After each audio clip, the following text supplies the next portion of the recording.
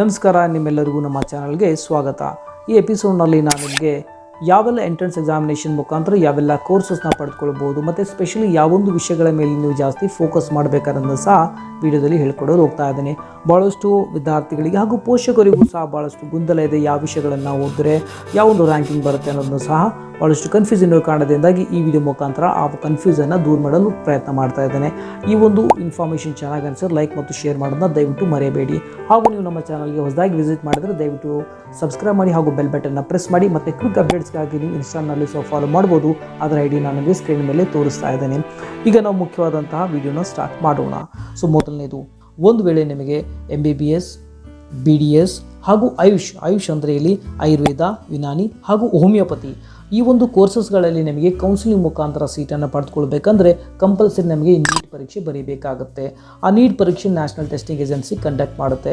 Neat ಪರೀಕ್ಷೆಯನ್ನು ಬರೆದು ನೀವು ರ್ಯಾಂಕಿಂಗನ್ನು ಪಡೆದುಕೊಂಡ ನಂತರ ನಿಮಗೆ ಕೌನ್ಸಿಲಿಂಗ್ ಅಟೆಂಡ್ ಮಾಡೋದಕ್ಕಾಗಿ 2 ದಾರಿ ಇರುತ್ತೆ. ಮೊದಲನೇದು ಆಲ್ ಇಂಡಿಯಾ ಕೋಟಾ ಅಂದರೆ 15% ಕೋಟಾದಡಿಯಲ್ಲಿ MCC ನಡೆಸುವಂಥ ಕೌನ್ಸಿಲಿಂಗ್ನಲ್ಲಿ ಪಾರ್ಟಿಸಿಪೇಟ್ ಮಾಡಿ ನೀವು ಭಾರತದಲ್ಲಿ ಎಲ್ಲಿ ಬೇಕಾದರೂ ನೀವು MBBS ಸೀಟ್ನ ಪಡೆದುಕೊಳ್ಬೋದು.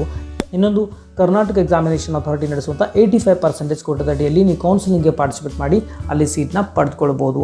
ಇಲ್ಲಿ ನಿಮಗೆ ಕರ್ನಾಟಕ CET ಬರೀಬೇಕಂತ ಯಾವುದೇ ರೂಲ್ ಇಲ್ಲ. ನೀವು ನೀಟ್ ಎಕ್ಸಾಮ್ ಬರೆದರೆ ಸಾಕು, ನೀವಿಲ್ಲಿ ಸೀಟ್ನ ಪಡೆದುಕೊಳ್ಬೋದು. ಆದರೆ ಕರ್ನಾಟಕ ಎಕ್ಸಾಮಿನೇಷನ್ ಅಥಾರಿಟಿ ಅಂಡರ್ ನಿಮಗೆ ಕೌನ್ಸಿಲಿಂಗ್ ಅಟೆಂಡ್ ಆಗಬೇಕಂತಂದರೆ ನಿಮಗೆ ರಿಜಿಸ್ಟ್ರೇಷನ್ ಮಾಡೋದು ಅಲ್ಲಿ ಮ್ಯಾಂಡೇಟರಿ ಇರುತ್ತೆ. ರಿಜಿಸ್ಟ್ರೇಷನ್ ಯಾವಾಗ ಸ್ಟಾರ್ಟ್ ಆಗುತ್ತೆ ಅಂತಂದರೆ ನಿಮ್ಗೆ ಯಾವಾಗ ರ್ಯಾಂಕಿಂಗ್ ಪ್ರೊವೈಡ್ ಆಗೋ ನೀಟ್ ರಿಸಲ್ಟ್ ಬಂದ ನಂತರ ಕೌನ್ಸಿಲಿಂಗ್ ನಡೆಯುವಂಥ ಹೊತ್ತಿನಲ್ಲಿ ಕರ್ನಾಟಕ ಎಕ್ಸಾಮಿನೇಷನ್ ಅಥಾರಿಟಿ ಒಂದು ಲಿಂಕ್ ಬಿಡುತ್ತೆ. ಯಾರಿಗೆ ನೀಟ್ ಕೌನ್ಸಿಲಿಂಗ್ ಅಟೆಂಡ್ ಆಗಬೇಕಂತ ಇದ್ದರೂ ಅವರು ದಯವಿಟ್ಟು ರಿಜಿಸ್ಟ್ರೇಷನ್ ಮಾಡಿ ಅಂತೇಳಿ ನೀವು ಅಲ್ಲಿ ರಿಜಿಸ್ಟ್ರೇಷನ್ನ ಮಾಡ್ಕೊಳ್ಬೋದು. ಸೊ ಇದು ಆಗಿತ್ತು ನೀಟ್ಗೆ ಸಂಬಂಧಪಟ್ಟ ಹಾಗೆ. ಮತ್ತು ಇನ್ನೊಂದು, ಯಾವ ವಿದ್ಯಾರ್ಥಿಗಳಿಗೆ BNYS ಅಂದರೆ ನ್ಯಾಚುರೋಪತಿ ಹಾಗೂ ಯೋಗದಲ್ಲಿ ನಿಮಗೆ ಕೋರ್ಸ್ ಮಾಡಬೇಕಿತ್ತು ಅಂದರೆ ಕಂಪಲ್ಸರಿ ನಿಮಗೆ ಕರ್ನಾಟಕ CET ಬರೀಬೇಕಾಗುತ್ತೆ. ಅಲ್ಲಿ ನಿಮಗೆ ಥಿಯರಿಲಿ ಫಿಸಿಕ್ಸ್, ಕೆಮಿಸ್ಟ್ರಿ, ಬಯಾಲಜಿನ ಕನ್ಸಿಡರ್ ಮಾಡ್ತಾರೆ. ಅದೇ ರೀತಿ ಕರ್ನಾಟಕ CETಯಲ್ಲಿ ಸಹ ಫಿಸಿಕ್ಸ್, ಕೆಮಿಸ್ಟ್ರಿ, ಬಯಾಲಜಿನ ಕನ್ಸಿಡರ್ ಮಾಡ್ತಾರೆ. ಎರಡರಲ್ಲಿ ತೆಗೆದುಕೊಂಡಿರೋ ಅಂಕಗಳಲ್ಲಿ ಸಮಾನ ಅನುಪಾತದಲ್ಲಿ ತೆಗೆದುಕೊಂಡು ನಿಮಗೆ ಅಲ್ಲಿ BNYS ರ್ಯಾಂಕಿಂಗ್ನ ಕೊಡ್ತಾರೆ. ಅದೇ ರೀತಿ ಒಂದು ವೇಳೆ ನಿಮಗೆ ಆರ್ಕಿಟೆಕ್ಚರ್ ಮಾಡೋದಿತ್ತು ಅಂತಂದರೆ, ಆರ್ಕಿಟೆಕ್ಚರ್ ಯಾರಿಗಾದರೂ ಇಂಟ್ರೆಸ್ಟ್ ಇದ್ದರೆ ನಿಮಗೆ ಅದರಲ್ಲಿ ಕೌನ್ಸಿಲಿಂಗ್ ಪಾರ್ಟಿಸಿಪೇಟ್ ಮಾಡಿ ಕೋರ್ಸ್ನ ತೆಗೆದುಕೊಳ್ಬೇಕಂತಂದರೆ ಕಂಪಲ್ಸರಿ ನೀವು ನಾಟಾ ಅಥವಾ JEE ಮೇನ್ ಪೇಪರ್ 2 ಅಲ್ಲಿ ಅಟೆಂಡ್ ಆಗಿ ನೀವು ಎಲಿಜಿಬಲ್ ಆಗಬೇಕಾಗುತ್ತೆ. ಆದ ನಂತರ ಮತ್ತೆ ನಿಮಗೆ ಕೌನ್ಸಿಲಿಂಗ್ ಅಟೆಂಡ್ ಮಾಡೋದಕ್ಕಾಗಿ ಕರ್ನಾಟಕ ಎಕ್ಸಾಮಿನೇಷನ್ ಅಥಾರಿಟಿ ಅಂಡರ್ ನಿಮಗೆ ಅಲ್ಲಿ ರಿಜಿಸ್ಟ್ರೇಷನ್ ಮಾಡಬೇಕಾಗುತ್ತೆ. ನಿಮ್ಮ ರಿಸಲ್ಟ್ ಬಂದ ನಂತರ ಕರ್ನಾಟಕ ಎಕ್ಸಾಮಿನೇಷನ್ ಅಥಾರಿಟಿ ನಿಮಗೆ ಒಂದು ಲಿಂಕ್ ಪ್ರೊವೈಡ್ ಮಾಡುತ್ತೆ. ಅದರ ಮುಖಾಂತರ ನೀವು ಅಲ್ಲಿ ರಿಜಿಸ್ಟ್ರೇಷನ್ ಮಾಡಿ ಕೌನ್ಸಿಲಿಂಗ್ ಪಾರ್ಟಿಸಿಪೇಟ್ ಮಾಡಿ ನೀವು ಸೀಟ್ನ ಪಡೆದುಕೊಳ್ಬೋದು. ಅಂದರೆ ಇದು ಮ್ಯಾಂಡೇಟರಿ ಆಗಿರುತ್ತೆ. JEE ಪೇಪರ್ 2 ಅಥವಾ ನಾಟಾ ಅಂತ ಕರಿತೀವಿ ನಾವು, ಆ ಒಂದು ಪರೀಕ್ಷೆ ಮುಖಾಂತರ ನೀವು ಆರ್ಕಿಟೆಕ್ಚರ್ನಲ್ಲಿ ಸೀಟ್ನ ಪಡೆದುಕೊಳ್ಬೋದು. ಮತ್ತು ಇಂಜಿನಿಯರಿಂಗ್ ಬಗ್ಗೆ ನೋಡಬೇಕಂತಂದರೆ ನಿಮಗೆ ಕಂಪಲ್ಸರಿ ಕರ್ನಾಟಕ CET ಪರೀಕ್ಷೆ ಬರೀಲೇಬೇಕಾಗುತ್ತೆ. ನೀವು ಥಿಯರಿಯಲ್ಲಿ ತೆಗೆದುಕೊಂಡಿರುವಂಥ ಫಿಸಿಕ್ಸ್, ಕೆಮಿಸ್ಟ್ರಿ, ಮ್ಯಾಥ್ಸ್ ಅಂಕಗಳನ್ನು ಕನ್ಸಿಡರ್ ಮಾಡಲಾಗುತ್ತೆ. ಮತ್ತು CETಯಲ್ಲಿ ತೆಗೆದುಕೊಂಡಿರುವಂಥ ಫಿಸಿಕ್ಸ್, ಕೆಮಿಸ್ಟ್ರಿ, ಮ್ಯಾಥ್ಸ್ ಅಂಕಗಳಲ್ಲಿ ಕನ್ಸಿಡರ್ ಮಾಡಿ ಸಮಾನುಪಾತದಲ್ಲಿ ತೆಗೆದುಕೊಂಡು ಅಲ್ಲಿ ನಿಮಗೆ ರ್ಯಾಂಕಿಂಗ್ನಲ್ಲಿ ಕೊಡ್ತಾರೆ. ಇಲ್ಲಿ ಯಾವುದೇ ರೀತಿ ಬಯಾಲಜಿ ಏನು ಇನ್ವಾಲ್ವ್ ಆಗಿರೋದಿಲ್ಲ. ನಾನು ಅದಕ್ಕೆ ನಿಮಗೆ ಸಬ್ಜೆಕ್ಟ್ಸ್ ಹೇಳ್ತಾ ಇದ್ದೇನೆ. ಫಿಸಿಕ್ಸ್, ಕೆಮಿಸ್ಟ್ರಿ, ಮ್ಯಾಥ್ಸ್ ಮಾತ್ರ ಇಲ್ಲಿ ಮುಖ್ಯವಾಗಿರುತ್ತೆ. ಇಲ್ಲಿ ನೀವು ಬಯಾಲಜಿ ಬರೀದೇ ಇದ್ದರೂ ಪರವಾಗಿಲ್ಲ, ಆದರೆ PCM ಓನ್ಲಿ ಕನ್ಸಿಡರ್ ಮಾಡ್ತಾರೆ. ಮತ್ತು ಫಾರ್ಮಾ ಸೈನ್ಸ್ ಕೋರ್ಸ್ ಮತ್ತು B.Pharma ಬಗ್ಗೆ ಹೇಳಬೇಕು ಅಂತಂದರೆ ಕಂಪಲ್ಸರಿ ನಿಮಗೆ PCMB ಬರೀಲೇಬೇಕಾಗುತ್ತೆ. ನೋಡಿ, ಒಂದು ವೇಳೆ ನಿಮಗೆ PCMB ಬರೆದಾಗ ಫಾರ್ಮಾ ಸೈನ್ಸ್ ಬಗ್ಗೆ ರ್ಯಾಂಕಿಂಗ್ ಯಾವ ರೀತಿ ಕೊಡ್ತಾರೆ ಅನ್ನೋದು ಹೇಳ್ತೀನಿ. ನೀವು ಥಿಯರಿಯಲ್ಲಿ ತೆಗೆದುಕೊಂಡಿರೋದು PCMB ಮಾರ್ಕ್ಸ್ನ ಕನ್ಸಿಡರ್ ಮಾಡ್ತಾರೆ.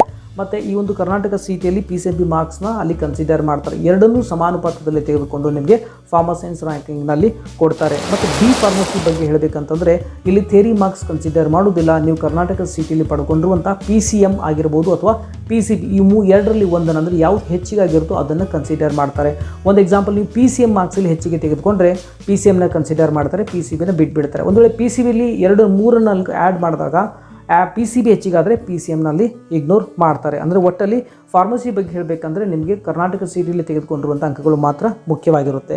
ಮತ್ತು ಫೈನಲಿ ವೆಟರ್ನರಿ ಬಗ್ಗೆ ನೋಡೋಣ. ವೆಟರ್ನರಿಯಲ್ಲಿ ನಿಮಗೆ ಸೀಟ್ ಬೇಕಾಗಿತ್ತು ಅಂದರೆ ಕಂಪಲ್ಸರಿ ನೀವು ಕರ್ನಾಟಕ CET ಬರೀಲೇಬೇಕಾಗುತ್ತೆ. ಒಂದು ವೇಳೆ ಕರ್ನಾಟಕ ಎಕ್ಸಾಮಿನೇಷನ್ ಅಥಾರಿಟಿ ನಡೆಸುವಂತಹ ಅಂದರೆ ಕೌನ್ಸಿಲಿಂಗ್ನಲ್ಲಿ ಪಾರ್ಟಿಸಿಪೇಟ್ ಮಾಡಿ ತೆಗೆದುಕೊಳ್ಬೇಕಂತಂದರೆ 85% ಕೋಟಾದಡಿಯಲ್ಲಿ ನೀವು ಇಲ್ಲಿ ಪಾರ್ಟಿಸಿಪೇಟ್ ಮಾಡಿ ನೀವು ಸೀಟ್ನ ಪಡ್ಕೊಳ್ಬೋದು. ಅದಕ್ಕಾಗಿ physics, chemistry, biology marks consider only ಇಲ್ಲಿ ಕರ್ನಾಟಕ CETಯಲ್ಲಿ ತೆಗೆದುಕೊಂಡಿರುವಂಥ ಮಾರ್ಕ್ಸನ್ನು ಮಾತ್ರ ಕನ್ಸಿಡರ್ ಮಾಡ್ತಾರೆ. ಥಿಯರಿಯಲ್ಲಿರುವಂಥ ಮಾರ್ಕ್ಸ್ನ ಕನ್ಸಿಡರ್ ಮಾಡೋದಿಲ್ಲ. ಒಂದು ನೆನ್ಪಿಟ್ಕೊಳ್ಳಿ, ವೆಟರ್ನರಿ ಅಂದರೆ ನೀವು KCET ಬರೆದು PCB ಏನು ಅಂಕಗಳನ್ನು ತೆಗೆದುಕೊಳ್ತಿರೋ ಆ ಅಂಕಗಳ ಆಧಾರದ ಮೇಲೆ ನಿಮಗೆ ರ್ಯಾಂಕಿಂಗ್ನಲ್ಲಿ ಕೊಡ್ತಾರೆ. ಇನ್ನೊಂದು, ವೆಟರ್ನರಿ ಸೀಟನ್ನು ನೀವು ನೀಟ್ನಲ್ಲಿ ತೆಗೆದುಕೊಂಡಿರುವಂಥ ಅಂಕಗಳ ಆಧಾರದ ಮೇಲೂ ಸಹ ನೀವು ಪಡೆದುಕೊಳ್ಬೋದು. ಅದಕ್ಕಾಗಿ ನೀವು VCI ನಡೆಸುವಂಥ ಅಂದರೆ ವೆಟರ್ನರಿ ಕೌನ್ಸಿಲ್ ಆಫ್ ಇಂಡಿಯಾ ನಡೆಸುವಂಥ ಕೌನ್ಸಿಲಿಂಗ್ನಲ್ಲಿ ನೀವು ಪಾರ್ಟಿಸಿಪೇಟ್ ಮಾಡಬೇಕಾಗುತ್ತೆ. ಅದಕ್ಕೆ ರಿಜಿಸ್ಟ್ರೇಷನ್ ಮಾಡಬೇಕಾಗುತ್ತೆ. ಅಲ್ಲಿ 15% ಕೋಟಾದಲ್ಲಿ ಅಂದರೆ ಆಲ್ ಇಂಡಿಯಾ ಕೋಟಾದ ಅಡಿಯಲ್ಲಿ ನೀವು ಪಾರ್ಟಿಸಿಪೇಟ್ ಮಾಡಿ ನೀಟ್ನಲ್ಲಿ ಪಡೆದುಕೊಂಡಿರುವಂಥ ಅಂಕಗಳ ಆಧಾರದ ಮೇಲೆ ಅಂದರೆ ರ್ಯಾಂಕಿಂಗ್ ಆಧಾರದ ಮೇಲೆಯೂ ಸಹ ವೆಟರ್ನರಿಯಲ್ಲಿ ನೀವು ಭಾರತದಲ್ಲಿ ಎಲ್ಲಿ ಬೇಕಾದರೂ ಸೀಟ್ನ ಪಡೆದುಕೊಳ್ಬಹುದು. ಸೊ ಐ ಥಿಂಕ್ ನಾನು ಹೇಳಿರುವಂಥ ಎಲ್ಲ ಕೋರ್ಸಸ್ ಮತ್ತು ಎಲ್ಲ ಸಬ್ಜೆಕ್ಟಲ್ಲಿ ಯಾವೆಲ್ಲ ಎಂಟ್ರೆನ್ಸ್ ಎಕ್ಸಾಮಿನೇಷನ್ ಬರೀಬೇಕನ್ನೋದು ನಾನು ನಿಮಗೆ ಕ್ಲಿಯರ್ ಆಯ್ತು ಅನ್ಕೋತಾ ಇದ್ದೀನಿ. ಭಾಳಷ್ಟು ಪೇರೆಂಟ್ಸ್ಗೂ ಮತ್ತು ವಿದ್ಯಾರ್ಥಿಗಳಿಗೂ ಇದು ಭಾಳಷ್ಟು ಕನ್ಫ್ಯೂಷನ್ ಇದೆ, ಅದನ್ನು ದೂರ ಮಾಡೋದಕ್ಕೆ ಪ್ರಯತ್ನ ಮಾಡಿದ್ದೇನೆ. ಈ ಇನ್ಫಾರ್ಮೇಷನ್ ನಿಮಗೆ ಚೆನ್ನಾಗಿ ಅನಿಸಿದ್ರೆ ದಯವಿಟ್ಟು ಲೈಕ್ ಮಾಡಿ ಮತ್ತು ಮ್ಯಾಕ್ಸಿಮಮ್ ಜನರಿಗೆ ಶೇರ್ ಮಾಡಿ. ಮತ್ತೆ ಸಿಗೋಣ ಮತ್ತೊಂದು ವಿಡಿಯೋದಲ್ಲಿ ಮತ್ತೊಂದು ಎಜುಕೇಷನ್ ಅಪ್ಡೇಟ್ನೊಂದಿಗೆ. ಅಲ್ಲಿವರೆಗೂ ಟೇಕ್ ಕೇರ್, ಬಾಯ್.